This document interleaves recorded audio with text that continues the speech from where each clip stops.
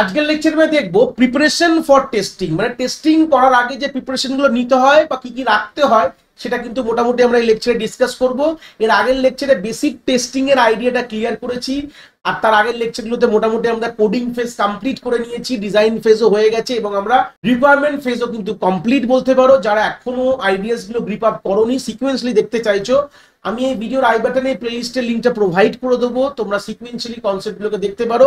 এবং এই আগের লেকচার বেসিক অফ টেস্টিং বা ইন্ট্রোডাকশন অফ টেস্টিং এর ভিডিওটাও কিন্তু আমি আই বাটনে প্রোভাইড করে দেবো, তোমরা সিকোয়েন্সিয়ালি গল্পগুলোকে দেখতে পারো। তো সেই সূত্রে কি কি জিনিস রাখা দরকার, টেস্টিং শুরু করার আগে কি কি জিনিসের মাথায় রাখা দরকার, প্রিপারেশন কি কি নেওয়া উচিত, এটা ফার্স্ট পয়েন্টে কি বলছে, রিকোয়ারমেন্টস রেডি। দেখো টেস্টিং করবো, কার ভিত্তিতে টেস্টিংটা করবো ভাই?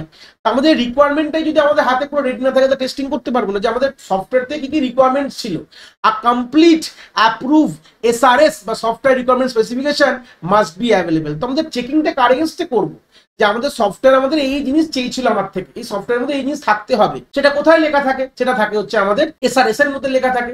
তো এসআরএস এ যদি আমাদের না থাকে তাহলে কার এগেইনস্টে আমি চেকিংটা করবো, তাই না? এটা হচ্ছে ইম্পর্টেন্ট কথা। ফার্স্ট পয়েন্টেই রয়েছে আমাদের রিকোয়ারমেন্টটা প্রথমে কিন্তু রেডি থাকা দরকার, অ্যাপ্রুভড এসআরএস, মানে এর মধ্যে কোনো চেঞ্জ হবে না, এরকম ধরনের এসআরএস, মানে যেটা দলিলটা, যেটা এসআরএস এর ব্যাপারে আমরা অলরেডি এর আগে পড়াশোনা করে নিয়েছি, এসআরএস কি জিনিস, কতটা কোয়ালিটি অফ গুড এসআরএস কি হতে পারে, এগুলো সব অলরেডি আমাদের কাছে রয়েছে, এর আগে আমাদের লেকচারে রয়েছে।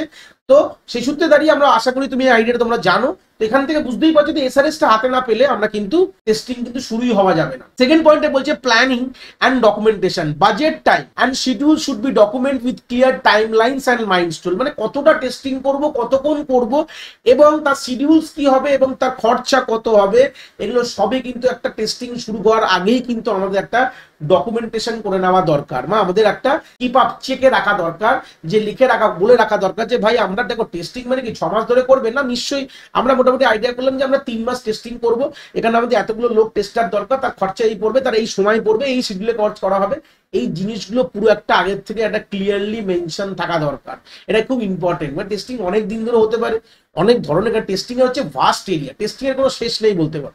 তো আমরা তো সবকিছু করবো না, আমরা তো একটা প্ল্যানিং থাকা দরকার যে আমরা এতদিন করবো, তারপর আমরা রিলিজ করবো, কোনো রকম প্রবলেম হলে আমরা পরে দেখবো, এরকম একটা মাইন্ডসেট থাকা কিন্তু দরকার প্রথমেই আমরা যখন টেস্টিং ফেজে ঢোকার আগেই। টিম সেটআপ খুব ইম্পর্টেন্ট কথা, a well prepared team with clear defined roles and responsibility. তাহলে আলটিমেটলি কি বুঝতে পারছো, যে টেস্টিং করবে সে টিম তোমার তৈরি করা দরকার, যারা টেস্টার্সরা থাকবে তো সেখানে তাদের যে রোলস হবে, তাদের রেসপন্সিবিলিটি, তাদেরকে প্রথমেই তাদের কিন্তু বুঝিয়ে এবং তাদের শিখিয়ে দেওয়া দরকার যে তাদের কি কি কাজ করতে হবে, এই ক্ষেত্রে টিমের লোকেরা কি কাজ করবে, কি না করবে, কিভাবে করবে, এই জিনিসপত্রগুলো যে টিম সেটআপটা কিন্তু আমাদের টেস্টিং শুরু হওয়ার আগেই প্রিপারেশনগুলো কিন্তু আমাদের নিয়ে নেওয়া দরকার।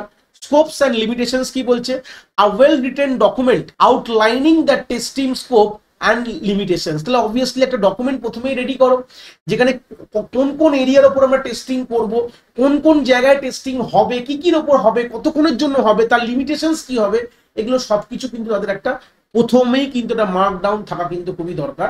তাহলে এই আইডিয়াস গুলো আমরা কি পেলাম, যেটা টেস্টিং শুরু করার আগে তার প্রিপারেশন কি কি নেওয়া দরকার। এক, তার এসআরএস রেডি হওয়া দরকার। সেকেন্ড, তার বাজেট, টাইম, শিডিউল বলতে পারো, একটা ক্লিয়ার ডকুমেন্টেশন থাকা দরকার, যে কোন কোন লিমিটেশনস রয়েছে, কি কি টেস্টিং স্কোপ আমাদের সবকিছু থাকা দরকার, এবং একটা ওয়েল ডিফাইন্ড স্ট্রাকচার, একটা টিম সেটআপও থাকা দরকার, যারা কিন্তু যে টেস্টিংটা করবে তাদের সবকিছু তাদের বুঝিয়ে দেওয়া দরকার, কি করতে হবে, কি করতে হবে, তার রেসপন্সিবিলিটি কি হবে, এগুলো সবকিছুই কিন্তু তোমাদের টেস্টিং শুরু হওয়ার আগে তার প্রিপারেশনগুলো তোমাদের থাকা কিন্তু খুবই দরকার। তো এই ছিল idea of preparation of testing. আশা করি কনসেপ্ট তোমরা এখান থেকে খুব ভালো করে বুঝতে পেরেছো।